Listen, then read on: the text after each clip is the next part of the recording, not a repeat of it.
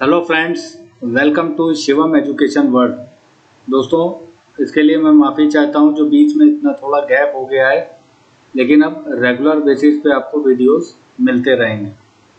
आज आपका स्वागत करता हूं एक्सेल इंटरव्यू क्रैकर सीरीज में पार्ट 2 में।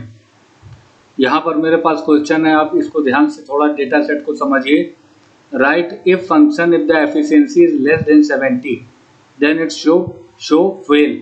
If it is between 71 to 100 then show good. If efficiency is between 101 to 150 then show very good. If more than 150 then show excellent.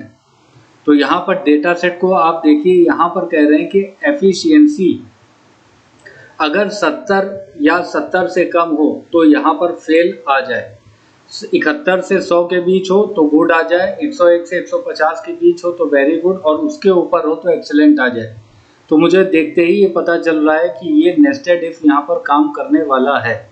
अच्छा, मैं आपको एक चीज़ क्लियर कर दूं कि अभी सब कुछ हम लोग chat GPT, Google Gemini, AI से कर सकते हैं। इस डेटा सेट को हम स्क्रीनशॉट वहाँ पर देंगे, वो हमारे लिए फॉर्मूला लगा के दे देगा। लेकिन जब आप इंटरव्यू क्रैक करने किसी कंपनी के सेंटर में आप बैठे होंगे और आपको लैपटॉप दे दिया जाएगा कि इसको आप क्रैक करो, और आपको इंटरनेट नहीं दिया जाएगा, आपको एआई नहीं दिया जाएगा, और ये देखा जाएगा कि आपके पास नॉलेज है या सब कुछ आप एआई से ही करते हैं, तो आप इसको कैसे क्रैक करोगे?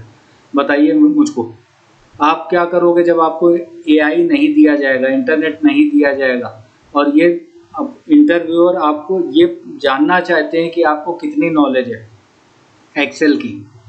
तो इसलिए आपको बेसिक टू एडवांस एक्सेल की नॉलेज होना बहुत ज़रूरी है, इसलिए उसको कभी ना छोड़िएगा। ये हमारे बेनिफिट है, टेक्नोलॉजी हमें हमेशा बूस्ट करती है, हमारे करियर को आगे ले जाती है, लेकिन आपको नॉलेज होनी चाहिए। तो मैं आपको यहाँ पर इंटरव्यू क्रैकर सीरीज़ में बताऊँगा, बेसिक टू एडवांस एक रिकैप करेंगे, और बीबीए सीरीज़ अलग से चलाऊँगा, और अलग अलग प्लेलिस्ट में अलग अलग लर्नर्स के लिए अब रेगुलर बेसिस पे वीडियोस आएंगे। अभी क्या हुआ, थोड़ा ये गैप हो गया, बीच में कुछ कारण था। अब यहाँ पर देखिए, यहाँ पर मैं पास करता हूँ नेस्टेड इफ। तो सबसे पहले मैंने लगाया लॉजिकल इफ, और यहाँ पर कह रहा है कि अगर 70 या 70 से कम ये एफिशिएंसी हो तो ये डेटा सेट में employ name, area manager, production hours, utilise time, efficiency, और यहाँ पर रिजल्ट मुझे लाना है। तो लॉजिकल टेस्ट में सबसे पहले दिया ये एफिशिएंसी अगर 70 या 70 से कम, तो क्या करूं, इज लेस देन और इक्वल टू किसके, 70 के हो जाए, और ये बात सही हो, मतलब 70 या 70 से कम हो और ये बात सही हो, तो क्या आ जाए, डबल कोट्स में यहाँ पास कर दूंगा, फेल आ जाए, कॉमा लगा दूंगा, वैल्यू इफ फॉल्स। अब क्या, 71 टू 100, तो यहाँ बिटवीन आ रहा है, 71 से 100 के बीच, 71 और 100 के बीच, तो बिटवीन तो आ रहा है, तो यहाँ पर नेस्टेड इफ तो पास ही करना पड़ेगा। लेकिन 71 और 100 के बीच को हम किस तरह से उसको जस्टिफाई करेंगे, इसको करेंगे एंड लगा के। तो यहाँ पर नेस्टेड इफ तो लगाया, साथ में मैंने क्या पास किया, एंड, बिटवीन पास किया, और यहाँ पर मैंने दिया पहला क्या है, 71 या 71 से ज़्यादा, दूसरा क्या, 100 या 100 से कम, तो यहाँ पर यही वाला सेल पास किया। इसकी वैल्यू अगर इज ग्रेटर देन और इक्वल टू 71 हो जाए, कॉमा, दूसरा इसी की वैल्यू, इसी सेल में एफिशिएंसी की वैल्यू इज लेस देन और इक्वल टू 100 हो जाए, और ब्रैकेट क्लोज किया। यहाँ पर मैंने पास किया एंड, दोनों जब करेक्ट होगा, दोनों में ट्रू आएगा आउटपुट में, तो यहाँ पर आ जाएगा ट्रू, और वैल्यू इफ ट्रू में फिर क्या करेंगे, कॉमा पास किया, 71 या उससे ज़्यादा, 100 या उससे कम, और ये अगर बात सही हो तो यहाँ पर आ जाए गुड, और कॉमा लगाया। अगर फॉल्स हो तो क्या आ जाए, फिर से मैं पास करूँगा इफ, और फिर से पास करूँगा एंड, और यहाँ पर दे रहा हूँ मैं इस सेल में लिखी वैल्यू। अब आगे कंडीशन क्या, 101 और 150 के बीच में हो तो वेरी गुड आ जाए, तो इज ग्रेटर देन और इक्वल टू 101,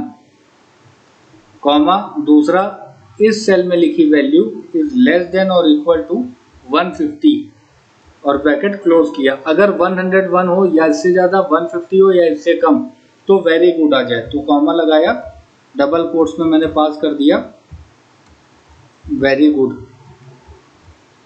कॉमा लगाया, और ये वैल्यू इफ फॉल्स, अगर 150 से भी अब ज़्यादा हो तो मेरे पास यहाँ पर क्या बचा है, एक वैल्यू इफ फॉल्स में आउटपुट देना है, और यहाँ पर कह रहे हैं कि अगर 150 से ज़्यादा हो तो यहाँ पर एक्सीलेंट आ जाए। तो आप इफ और एंड पास नहीं करना, डायरेक्ट यहाँ पर लिख दिया एक्सीलेंट और ब्रैकेट क्लोज कर दिया, 1 2 3, 3 बार इफ चलाया तो 3 ब्रैकेट क्लोज कर दिया, और आउटपुट में देखिए निकल के आ रहा है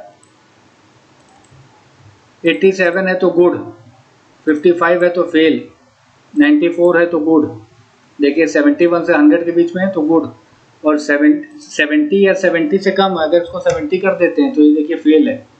101 और 150 के बीच में अगर कोई वैल्यू है तो वहां पर देखिए, ये देखिए 10 है तो वेरी गुड, और 150 से ज़्यादा है तो एक्सेलेंट, बिल्कुल ठीक आउटपुट निकल के आ रहा है। आज का दूसरा जो क्वेश्चन है उसको आप देखिए, यहाँ पर स्पेयर पार्ट्स लिखे हुए हैं और यहाँ पर उसकी कॉस्ट है। मेरी रिक्वायरमेंट ये है कि यहाँ पर let me know the cost of clutch, if the same is not showing then the formula would show not exist, ये आ जाए। मतलब यहाँ पर अगर क्लच हो तो उसकी कॉस्ट यहाँ पे टोटल करके यहाँ से लाके दे दे, और यहाँ पर अगर क्लच ना हो तो नॉट एग्जिस्ट आ जाए। तो देखिए क्या करेंगे, मैं इसको थोड़ा सा सही कर देता हूँ। हाँ ये देखिए वुड शो नॉट एग्जिस्ट। तो यहाँ पर क्या करेंगे, सबसे पहले यहाँ पर लेता हूँ मैं क्लच, और यहाँ पर पास कर रहा हूँ मैं, फिर से लॉजिकल लगा रहा हूँ क्या, इफ अगर इस सेल में लिखी वैल्यू, किस सेल में, इस सेल में अगर लिखी वैल्यू इक्वल टू बराबर हो जाए डबल कोट्स में क्लच, और ये बात सही हो, तो अगर ये बात सही हो क्लच, क्योंकि मुझे केवल क्लच का ही यहाँ पर कॉस्टिंग टोटल करके लाके देना है, अगर क्लच ना हो तो नॉट एग्जिस्ट आ जाए। तो अगर क्लच हो तो हम यहाँ पर सम इफ पास करेंगे, सम इफ चला दिया, सम इफ को चाहिए रेंज किसका, क्राइटेरिया का रेंज, ये मैंने पास कर दिया क्राइटेरिया का रेंज, कॉमा, अब इसको चाहिए क्राइटेरिया, तो क्राइटेरिया मेरा है ये, कॉमा, सम का रेंज, कहाँ से कॉस्टिंग उठानी, ये सम का रेंज, ये पास कर दिया, और ब्रैकेट क्लोज कर दिया सम इफ का। तो ये आउटपुट निकाल के लाके देगा जब इस सेल में क्लच लिखा होगा तब, अदरवाइज अगर सेल में क्लच ना लिखा हो तो नॉट एग्जिस्ट आ जाए, और ब्रैकेट क्लोज कर दिया इफ का। अब देखिए यहाँ पर अगर क्लच लिखा होगा तो ये कॉस्टिंग यहाँ पर टोटल करके दे देगा, नहीं तो अगर कुछ और स्पेयर लिखा होगा तो नॉट एग्जिस्ट आ जाएगा। यहाँ पर देखिए अगर मैं लिखता हूँ steering not exist, engine not exist, gear box not exist, लेकिन अगर क्लच मैं कहता हूँ तो यहाँ देखिए क्लच 850 और क्लच 950 1800 बिल्कुल सही आ रहा है। अगर मैं यहाँ पर क्लच कर दूँ तो भी टोटल इसने कर दिया, ये वाला और ये वाला टोटल किया 5300, 850 950 और 3500 5300 बिल्कुल सही आ रहा है। अगर इसको भी मैं क्लच कर दूं, ये कंडीशनल फॉर्मेटिंग से हाईलाइट हो रहा है, तो ये चारों सेल जोड़ के यहाँ पर लाके दे देगा कितना 8500, और इनको जहां जहां पर भी क्लच मिलेगा उसको टोटल करके दे देगा। लेकिन अगर कोई दूसरा गियर बॉक्स लेता हूं तो नॉट एग्जिस्ट आ जाएगा। तो मुझे उम्मीद है आपको ये समझ में आया होगा। प्रैक्टिस फाइल को डाउनलोड करके प्रैक्टिस करना चालू कर दीजिएगा। फिर से मैं सॉरी बोल रहा हूँ जो बीच में इतना गैप हो गया। आप रेगुलर बेसिस पे अलग अलग लर्नर्स के लिए अलग अलग प्लेलिस्ट में आपको रेगुलर वीडियोस मिलेंगे। तो कीप लर्निंग और प्रैक्टिस करते रहिए। ऐसा नहीं कि एआई के आ जाने पर आप केवल उससे बोलें और वो आपके लिए फॉर्मूला को इम्प्लीमेंट करके दे दे। आपको कुछ नहीं आता तो आप इंटरव्यू को क्रैक नहीं कर पाएंगे। जब आपको इंटरनेट और एआई नहीं दिया जाएगा और कहा जाएगा कि इस क्वेश्चन को आप क्रैक करिए तो आप कैसे करोगे। तो आप बेसिक्स लेकर एडवांस अपनी प्रैक्टिस को नहीं छोड़िएगा। आप उसको रेगुलर बेसिस पे प्रैक्टिस करते रहिए, रिवाइज करते रहिए, रिकैप करते रहिए, नई नई चीज़ें सीखते रहिए। उसके लिए मैं आपका साथी शिवम सिंह आपके साथ हमेशा बना रहूँगा। तो thank you friends, have a nice day, take care, bye bye.